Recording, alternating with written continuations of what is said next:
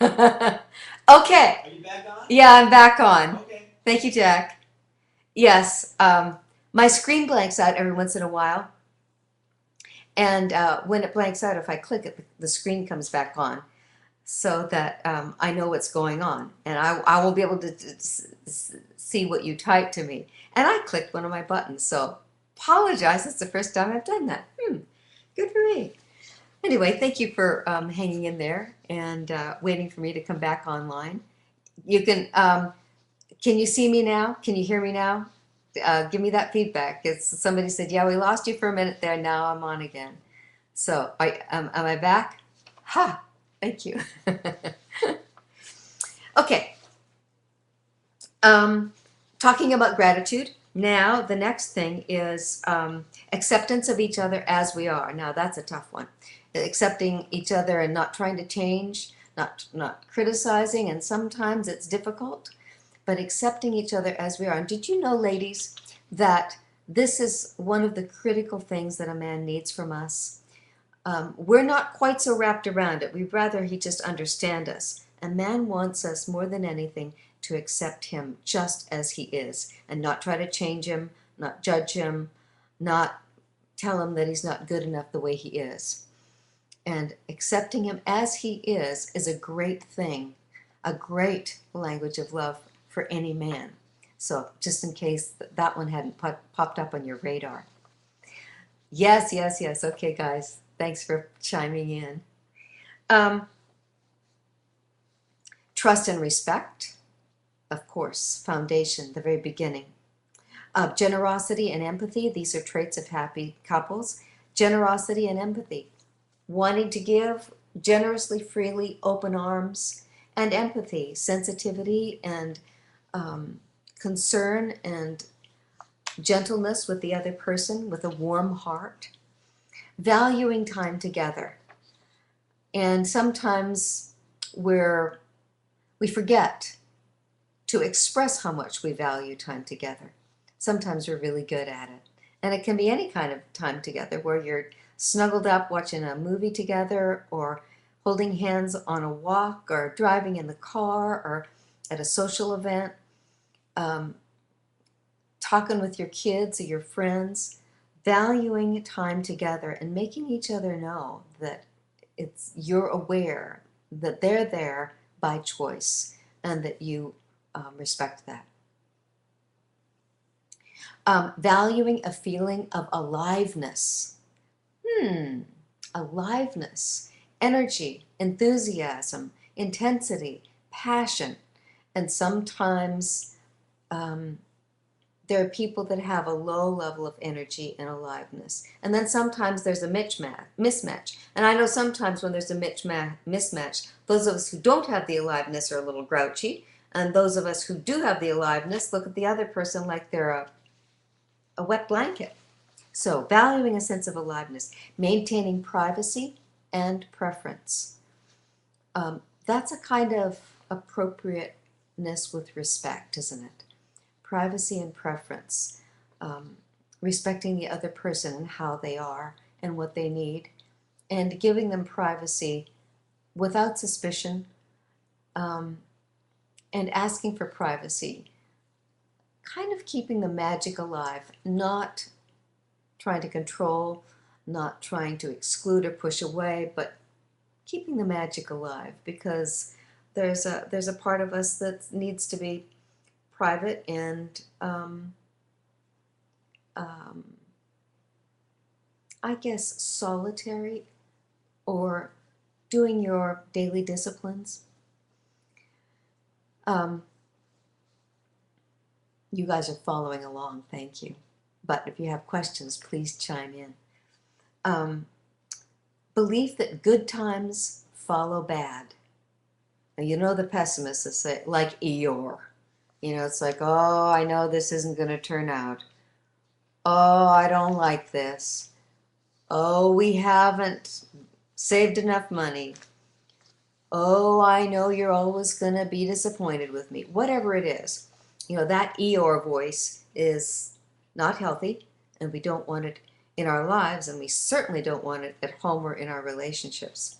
So believe that good times follow bad, which is hanging on. It's learning persistence, learning to keep on keeping on and not giving up. Um, Forbearance really is the virtue that's there, where we don't back down and we keep the hope alive. It's like, we're going to make it. You know, that little engine that could. I think I can. I think I can. I thought I could. I thought I could. And it's a wonderful lesson to teach our children. When you get it that young, you keep it for the rest of your life. So are you practicing that belief that good times follow bad and not getting stuck in playing victim or whining or being angry or resentful, whatever it is? Each of us has our own flavor of that, right? Belief that I will learn and grow by facing problems. Isn't that a fabulous part? So much happens, and you know that I've said this before. The number one predictor of divorce is avoiding conflict, avoiding problems. So if we can approach our problems and believe that we can solve them, that takes away a whole lot of the detriment in the happiness level of our relationships. Listening to and acknowledging my partner first. Oh, sometimes we forget that one, and it's so easy to forget it. To listen to and let your partner go first. You know, I love how gentlemen do that, how ladies first. They do that. They will serve me at dinner first. They will let me go through the door first. They take care of me sexually first. So I like that, putting your partner first. And this is listening to and acknowledging whatever your partner needs. And that as a woman, I get to put him first. You know, I want to serve him first when I cook a meal. I want to make sure that the things that I do, I take care of him before I take care of myself. When we do that, it becomes like the flavor of your relationship, where you're always putting the other first, and it is a give and take. It's a role, and it's a natural then kind of respect and love language with each other. Asking for what I want. It almost is the opposite, isn't it? But to make sure, if I don't ask for what I want, my partner has to guess or try things out and make mistakes, or I get grouchy because I didn't get what I want because I wasn't open about what it was that I did want. And I don't know about you, but sometimes it's very hard for me. I get so lost being intellectual or subjective inside myself that it's hard for me to get the words out and to ask for what I want. We need to be able to do that. Grown-ups do that. Honoring our gender differences. Knowing the difference between what a man needs and what a woman needs. And being interested and willing to give your man what he needs, to give your woman what she needs. Affirming my partner regularly in whatever way is specific and real, not kind of just a generic, "You're great, honey." No. "Honey, thank you for calling me yesterday. I know you had to fit it in and it took extra thought, and I'm so aware that you make me a priority. Thank you so much." Like that. Sharing feelings, especially difficult ones, and feelings about my partner. Now, certain couples are so good at that. And sometimes it's a function of their personality. Maybe they had a bad relationship in the past and they're wise and they want to make sure that this doesn't happen in this relationship. Sometimes they're skilled. Sometimes they came from a family of great communicators. Sometimes they're just really bent on doing it the right way. But sharing your feelings, especially difficult ones, sometimes if it's an emergency or there's a hard situation that happens, some tragedy or difficulty happens, it reminds us then to open up and maybe cry and talk about how badly we feel or how happy we feel, and want to open up completely and share that passion and that sensitivity and that deeply felt thing that we are holding inside with our beloved, because we want to draw them close. And as a woman, I know I want Jack to understand. And also, I think he, as a man, it's a different thing, of course, but he really treats me as a best friend, which means when he's feeling something deeply, some of it he processes on his own, and that's pretty natural for most men. But he will share that with me, and it's a magical thing if we're sensitive and we pay attention anyway. Accepting our sexuality just as it is. Now, this part, I wish it was like a pill that I could give people and you could just take it and accept your sexuality, your own sexuality and your partner's sexuality, just as it is, and not try to fit it into whatever you've seen on TV or in movies or in books, but to learn your own stride, to learn your own body, to learn your own arousal mechanisms, your how your mind works sexually, because you know that's what they say. It's the biggest erotic sex organ there is. It's your mind. It's your brain. And we know that. Our brain runs everything. And that one of the practices of happiness is to learn to run your mind sexually in a healthy way. And that means just know yourself. Don't judge. Don't compare. And just know what works for you and learn what works for your partner. And that's your style. That's yours. Don't envy somebody else. Don't wish you were a different way. Take it and enjoy it and accept it as it is. That's the part of life that is your sex life. And then the last on the list of traits of happy couples is taking initiative to rekindle our passion. And you know, we talked about that last week at great length. Romance, the romantic bond, the sexual bond, the chemistry, and that it does dwindle after a certain period of time, and that if we don't rekindle that passion from time to time, it dims, and it may be hard to rekindle it. So it's a practice. If we go to so then this comes from a book I just love, and an author, Susan Page, and her book called The 8 Essential Traits of Couples Who Thrive. Now, there are a lot of books on marriages and relationships talking about how to fix what's wrong. But of course, what I want what I'm shooting for. I want to know exactly the very specific things to share with you that you want to do, not necessarily just what you don't want to do. So let's give you the goals so that you know what direction you're headed for. And then the second page of the handout is choosing happiness. So happiness doesn't just happen. In the early parts of a relationship, yes, it's that glow, getting to know each other, and the beautiful cathexis bond of kind of being obsessed and living with the love cocktail in your brain.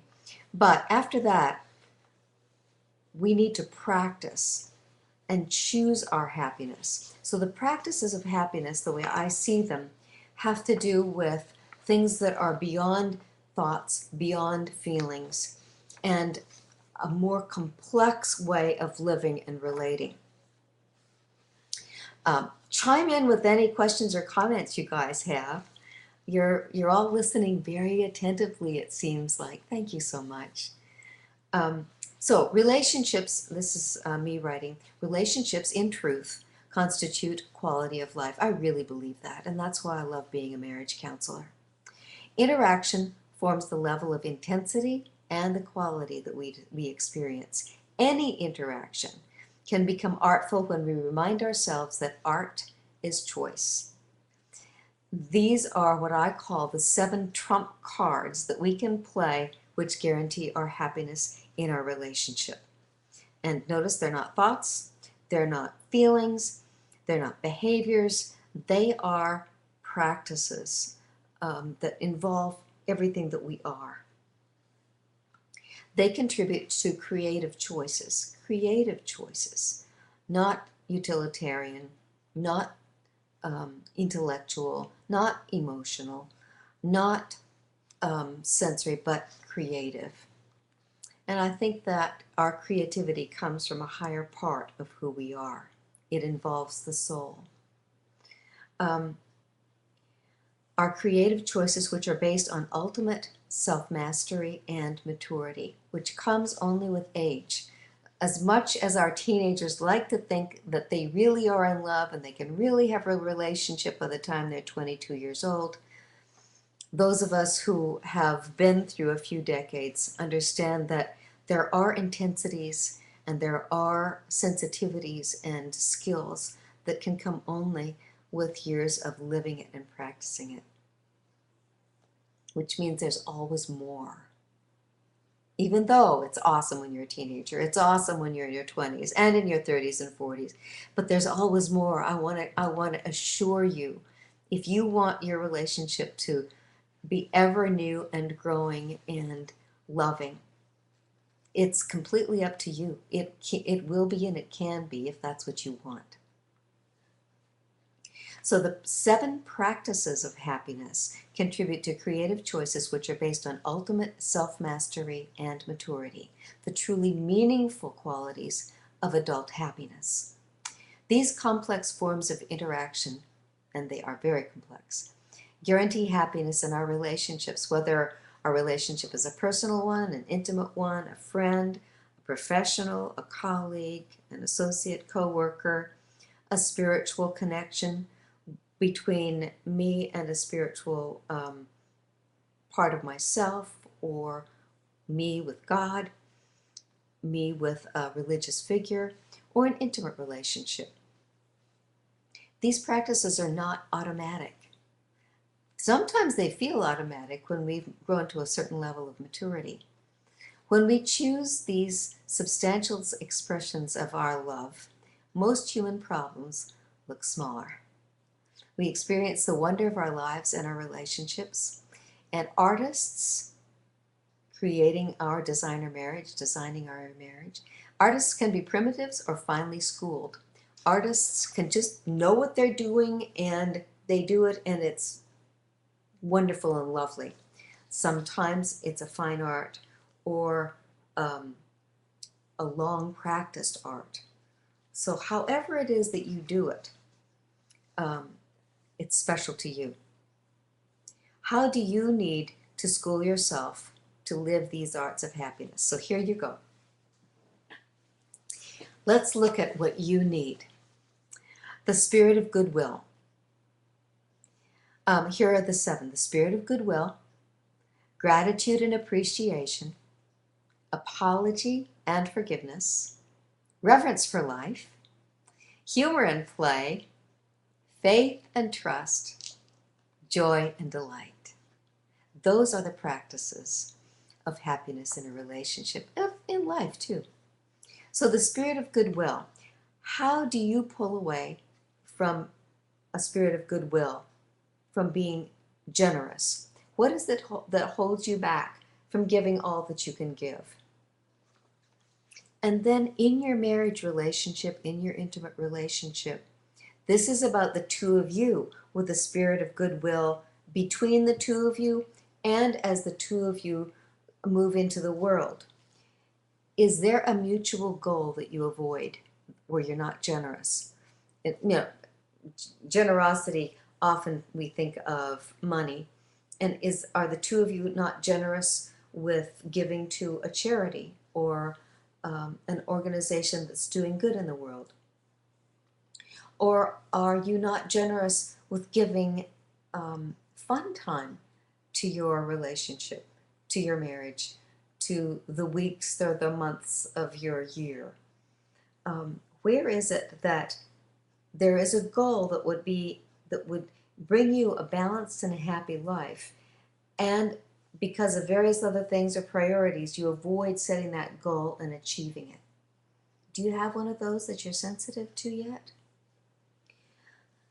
The art of gratitude and appreciation.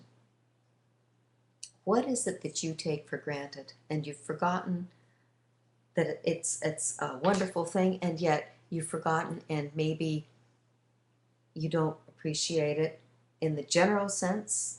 Kind of take your home for granted, take your friends for granted, and maybe need to do something special because it is something that's so worthy.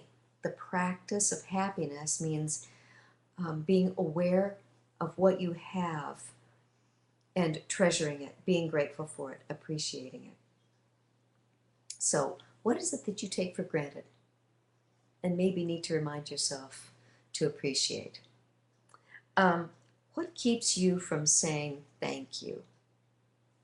Sometimes it's like, I don't want to say thank you because there's nothing to thank for, or I've been giving too long and I haven't been getting back, or I just feel embarrassed saying that, or our family doesn't say that. Is there something that keeps you from saying thank you? Then the art of apology and forgiveness. Now this one is big. I've just been teaching classes on forgiveness. And there's a new book, a Gary Chapman book this year, on the 5 languages of apology. And I take my hat off to him for writing that book. It's helped me with quite a few couples already. The 5 languages of apology. And when we get an apology, can we forgive? Can we forgive without getting an apology? Now, you and I know that forgiveness can be quite challenging and quite complex. And just recently I was working with a client. She came to see me and she was pretty outraged by something one of her family members had done. And I know she wanted me to tell her that she was right in being angry and wanting to kind of give some payback, or wanting to refuse to go to family events. And so by the time the session was over, I think she was saying, yeah. But for a while, she was saying, well, that's not right. Because I asked her to really be a lady and to really and truly forgive. Not that you keep up your openness and you trust everything, or that you lay yourself open to further unpleasantness, that you draw the boundaries very carefully about, if this unpleasantness occurs again, this is what I'm going to do. And I'm not walking away from my family. I'm not walking away from the goodness and the love, because I can let it go. And when you can let it go, you've let go of something that's inside of you, and then you can come to peace again. What the other person does, that's completely up to them. But forgiveness, when you can do it, usually it's the same thing that I find with people who are able to relax and let go. There's a feeling of being powerful, of in control, not in the sense of trying to control somebody else or make somebody else do something, but that you have been the one who is active. You have been the one who let go and let it be. And so that, in essence, you aren't hanging on to any regrets, and you can be clean and balanced and at peace inside yourself. So, what have you avoided forgiving in your marriage? And we get very stubborn about forgiving. Usually forgiving means there's been an injury or a hurt or a betrayal, and you say, well, I'm not going to forgive that. That's, I could get hurt again. And perhaps so. But if you keep holding on to something and don't forgive, that's like a wall or a barrier between you and the intimacy, the back and forth, the goodness in your relationship. And do you see how that would disrupt the happiness that you want to create in your marriage? So part of the practices of creating happiness is being able to know that you can apologize when you need to apologize, and how your spouse or your mate needs to hear that, and that you can let go and forgive and start over. Not just turn off a switch and say, fine, I'm done, I'll never talk to you again. No. Black and white thinking, turning a switch off and on, is very simple. And happiness is very complex, which means you don't just cut something off and that's it. You become artful with it. You decide to do all that you can do. Okay. Having to do with apology and forgiveness, can you let go? Do you know how to let go? I mean, really let go, so that it doesn't come up again. Can you just accept whatever it is, let that go, be done with it, it's dead, gone, and in the past, and you don't bring it up again when you're irritated or when there's a challenge or a problem? Can you let go? How good are you at letting go? It's a practice. Sometimes it takes great persistence. I'll never forget working with an attorney whose wife had had an affair. And, they were, as usual in an affair, 50-50 responsible. He wasn't really interested in what a woman needs. He pretty much had his own opinions about what she needed and who she was. And he wasn't sensitive to her as a lady. So she encountered somebody in their children's lives who thought she was the most beautiful, lovely woman in the world. And since she wasn't getting those attentions from her husband, she was vulnerable to that and finally succumbed to having an affair. Well, the husband, when the two of them came to see me, she had ended the affair and they decided to do their work and rebuild their marriage, keep their family together. I love doing that work. When two people come and they're willing, we can do it. No sweat. May take some time. And in this case, this guy had to learn to let it go and forgive. And over and over and over again, thinking about it, obsessing about it, not being able to let it go, not being able to forgive and move forward. So it took him quite a period of time, a few months, for him to let go of his angry thoughts and his resentful thoughts and really take responsibility for his part and let it go, really let it go. He made it, but the practice for him was a tough practice. So is there something that it's hard for you to let go? Ask me a question, guys. Give me an example. I'd love to hear it. The art of reverence for life. What is difficult for you to respect? Where is it a challenge for you to be kind? Reverence for life. Reverence for life means respect for all living things and not wanting to do harm anywhere. Reverence can be even thought of in the spiritual sense, where all life is precious and we respect it and don't want to harm it. Now, not saying that when there's a rabid dog we don't have to put it to sleep, because we respect the lives that dog could harm. That may be an unfortunate example I just used. Reverence for life in that I definitely don't believe in putting people to sleep or disrespecting their life in any way. But when someone misbehaves in our society and does hurtful, harmful, disrespectful things, we need to remove them from society because we respect and reverence life and people and living in a respectful nation. I would love for that to be all over our planet. We have the choice to do that in our marriages and in our homes. A reverence for all life, for everything that we have in our home and all the people associated with us and our families. Not to say that we're perfect at it and that we're not clumsy and we don't make mistakes, but then we apologize, we forgive, we give love back, and show that even though we make mistakes, the reverence for life, the respect, the kindness are still there.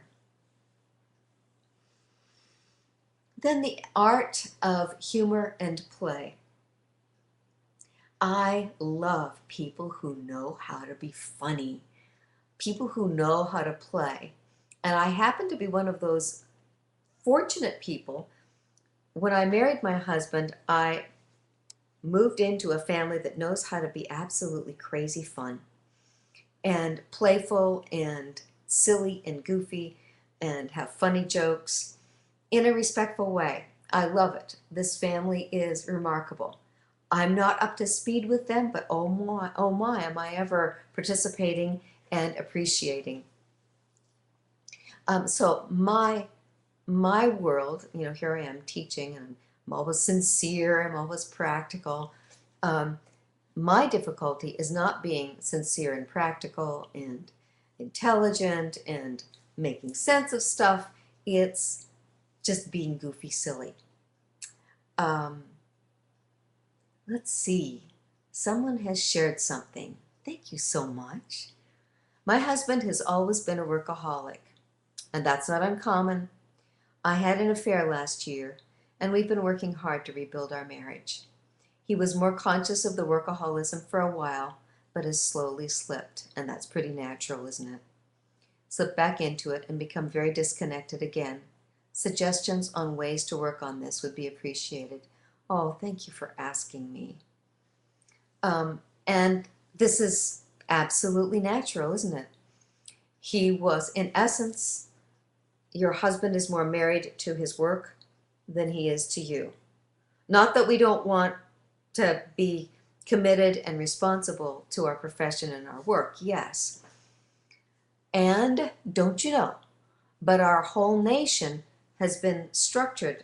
North America is structured around the people who worked hard all the time, and they continue to work hard all the time. So many of us. And sometimes a wake-up call like you having an affair does stop things and start over. However, have you seen a marriage counselor? Have you seen a professional that gives you the information and the data and helps you pay attention to this is important, your marriage and your time together? Suggest back into it and become very, okay, good. Oh, yes, sorry. First of all, we want to respect your husband for being a hard worker. And somehow or another, your communication with him hasn't been in a language or a form that he is sensitive to.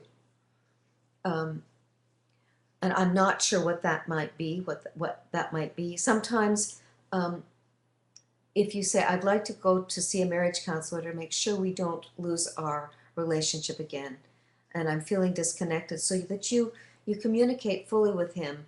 And previously in the Red Room, I taught a whole session just on cushion statements to make sure that when you communicate about something of this import, you keep him connected so that he's not feeling criticized or defensive in any way, but that you're reaching out sincerely, honestly, and kindly to him in a way that he can't mistake. And when we're talking about happiness tonight, the way to reach out to him would be a way that reminds him of the fun that you can have in your marriage and the good stuff that the two of you share together, which means you inventing something, a breakfast, an evening, a weekend, something where you can really laugh and play and have fun together. And you can get his full attention to say, sweetheart, this is what I want in our marriage. Not all the time, but I don't want to lose our intimacy, and I don't want to be vulnerable to anybody else. It's you that I want. Okay. My husband passed away 3 years ago. My daughter talked me into the online dating thing. I met a man and fell crazy in love. We dated 11 months and then decided to get a place and move in together. He is 54 and I am 53. I was led to believe that his wife had passed away and his children were grown. Oh, does that mean his wife hadn't passed away? After we moved in together, I found out he was married. Oh, my dear. And has a 10-year-old child. Oh, my dear, an autistic child. So, dear, what are you going to do? What do you need? I mean, is this the love of your life? Is this the relationship you really want to cultivate? If so, then, yep, we've got some work to do.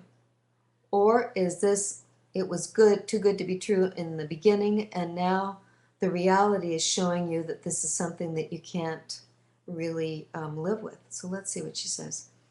I'm wondering if this can be saved. Oh, sweetie, if you really love each other, if this is the one for you, and if this is the one for him, it can always be saved. Always. No sweat. I don't think I can live with it. Well, maybe not the way it is. And if you really love each other, that's my point. It's probably not going to, what you're describing is not going to be solved quickly, nor easily. And there needs to be a discussion about marriage and, you know, can you live with not being married to him? I don't know if you can live with him being married to another person. That would be pretty disrespectful to you, and it would be inappropriate. And I'm wondering, you know, maybe as a man of honor, he has a sense that he shouldn't divorce a wife who has an autistic child, that would be him abandoning them. My children are grown. An autistic child is a major challenge. He is getting divorced. Well, there you go. That's one answer to one of my questions. An autistic child is a very major challenge. Just off the top of my head, I don't know if you've encountered this, but I know a professional. She is my dietitian, but she's more than just a dietitian. One of the things she does is she works with autistic children and children with ADHD with their diet, and sometimes it's hugely relieved by that. And that would be a stone that I would want you to turn over and just see if something is there. We do know, some people do know a lot about helping children with disabilities, but you do need some professional consultations and assistance. Now, if you love this man, it doesn't matter if he has an autistic child. It'll make it hard on you and hard on the two of you in certain ways. But if you love him, you know, even if he gets a debilitating illness, it doesn't change your love. It just changes what kind of a lifestyle the two of you can create together. So, yes, dear, if you love this man and he loves you, anything can be saved. And talk about needing to practice happiness. I do hope that the two of you communicate completely and well now that the truth has come to light. And I could understand that he would be afraid to communicate everything when it involves he's already married and he has an autistic little boy or a little girl.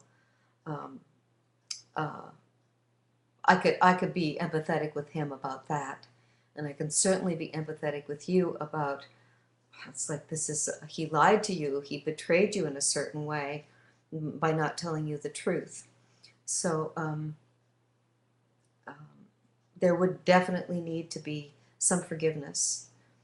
But I don't yet hear anything that you can't overcome. Does that help at all? I know that this is not going to be fixed instantly. You're walking a path together, but if you love each other and you're holding hands on that path, one thing at a time, you'll handle it, you'll figure it out intelligently, and move past it. What do you think?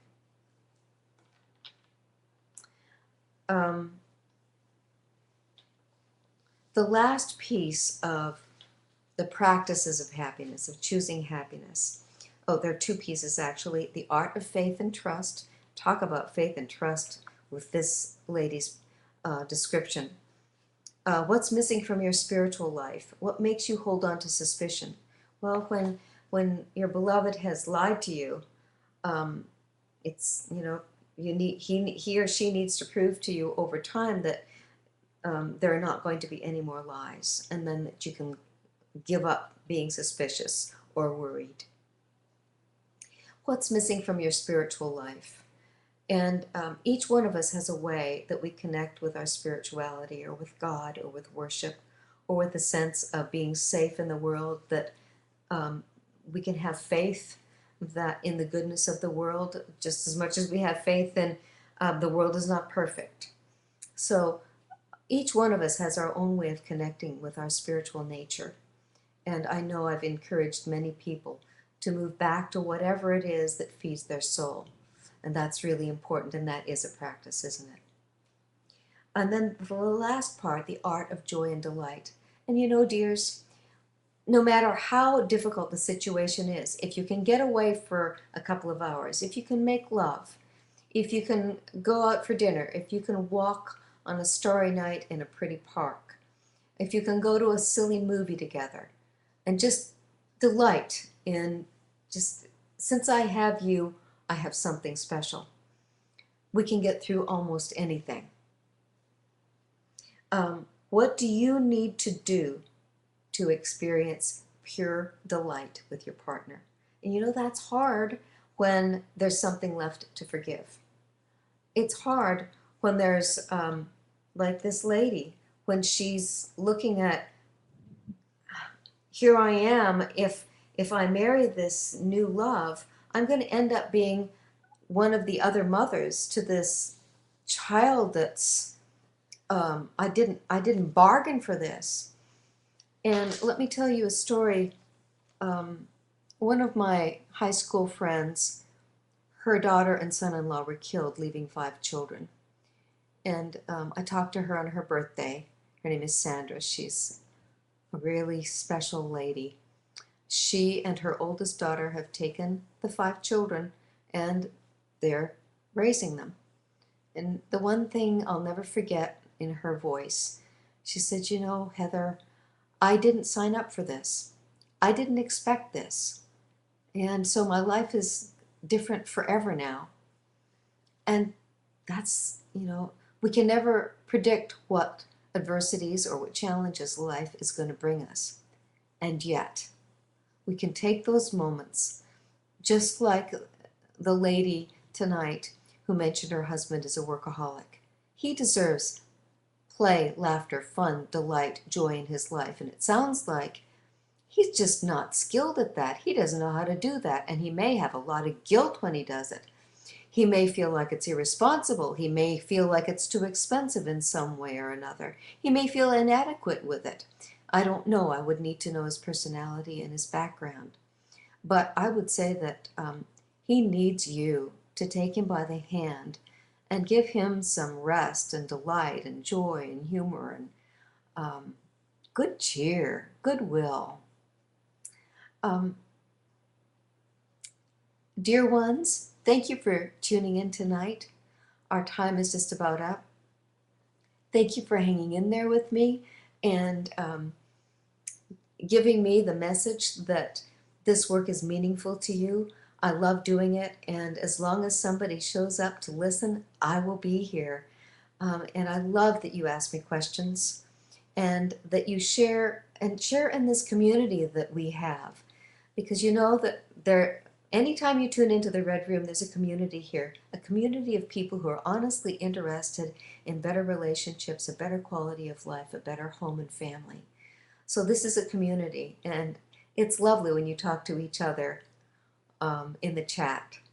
Oh, thank you so very much, dear ones.